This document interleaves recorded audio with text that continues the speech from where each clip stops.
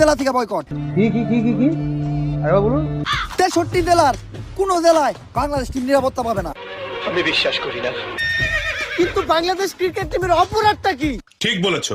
বাংলাদেশ টিমের fan follower আমার জাঙ্গিয়া চুরি করছে। কিন্তু ভাই আপনি তো কোনোদিন জাঙ্গিয়া পড়তেনই না। আরে বেডা কিছু একটা কই এত দোষের তলে ফেলান লাগবো।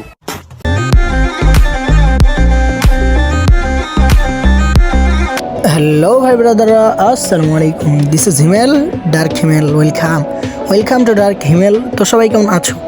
আশা করি সবাই ভালো আছো বলেই তো রোস্ট ভিডিও দেখতে আসছো। যেহেতু রোস্ট ভিডিও দেখতে আসছো, নো পিন নো প্যারা, রোস্ট হবে উড়া ধরা।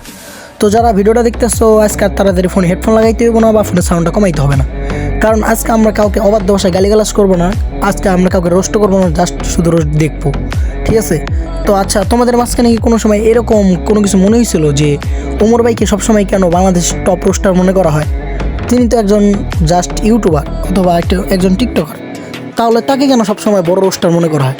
অথবা সব রোস্টাররা তাকে কেন আইডল মনে করে? আচ্ছা, সে যদি সব থেকে বড় রোস্টার হয়েই থাকে, তাহলে তার নামে যে কিছুদিন আগে থটসঅ্যাপ বিল্লাল ওরফে লেওটা ভাই, তিনি যে এত কথা বললেন, এত কিছু বাজে তার নামে কথা বললেন, তিনি যে নাকি 63 জেলা থেকে বয়কট করলেন, কই ওমর ভাই তো তার নিয়ে তেমন কোনো কিছু বললো না বা তার নিয়ে তেমন কোনো প্রতিক্রিয়া দেখালো না। তো আজকে আমরা এই বিষয়টা জানবো এবং দেখবো। আসলে হইতেছে কি, যারা বুদ্ধিমান লোক তারা সবসময় চিল্লায় না, ঠিক আছে? যারা সময় মতো চুপ থাকে এবং যেখানে কথা বলা উচিত সেখানেই কথা বলে। তো আমাদের ওমর ভাই হইতেছে এরকম একজন মানুষ, ঠিক আছে? তো ওমর ভাই সময় মতো কথা বলবেন, জাস্ট ওয়েট। ওমর ভাই যেভাবে রোস্ট করে, তার রোস্ট করার ব্যাপার স্যাপারগুলোই কেমন জানি একটু আলাদা, ঠিক আছে? ওমর ভাই যখন রোস্ট করে তখন তিনি কাউকে মিন করে কিছু বলে না, আর যাকে নিয়ে বলে সে ঠিকই বুঝতে পারে যে তাকেই বলা হইতেছে, কিন্তু সে যে কথা বলবে, সে কথা বলার মতো কোনো অপশন তখন ওমর ভাই রাখে না। তো এই জন্য হয়তো বা তাকে সব থেকে বড় রোস্টার মনে করা হয়। তো চলো বেশি কথা না বাড়িয়ে আজকে ওমর ভাইয়ের কিছু রোস্ট দেখা যায়। বাংলাদেশ ক্রিকেট টিম 63 জেলা থেকে বয়কট। কি আরে বলুন। 63 জেলার কোন জেলায় বাংলাদেশ টিম নিরাপত্তা পাবে না। আমি বিশ্বাস করি না। কিন্তু বাংলাদেশ ক্রিকেট টিমের অপরাধটা কি? ঠিক বলেছো। বাংলাদেশ টিমের ফ্যান ফলোয়ার আমার জাঙ্গিয়া চুরি করছে।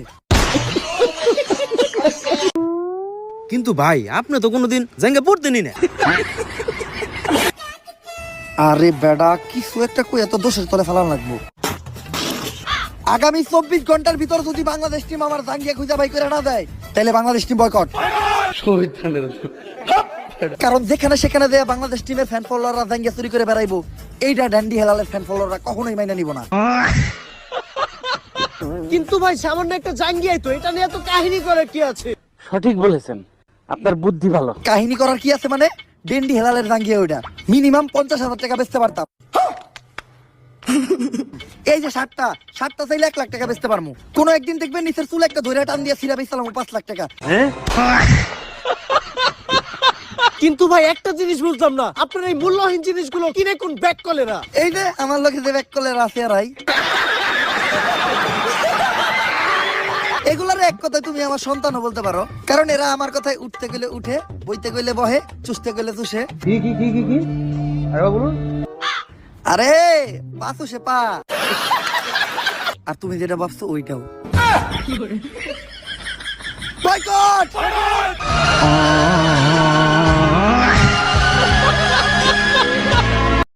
কি ভাই ব্রাদাররা, কি বুঝলা রোস্টার কাকে কয়? বুঝছো? আচ্ছা যাই হোক, ওমর ভাইকে নিয়ে আমার বলার তেমন কিছুই নাই, কারণ ওমর ভাইকে তোমরা ভালো করেই চিনো এবং ভালো করেই জানো। তো আজকে আমার ভিডিওটা এই পর্যন্তই। তো সবাই ভালো থাকবেন। ভিডিওটা ভালো লাগলে একটা লাইক করে দিবেন। নেক্সট কাকে নিয়ে ভিডিও চান কমেন্টে জানাই দিবেন। সো খুদ হাফিজ।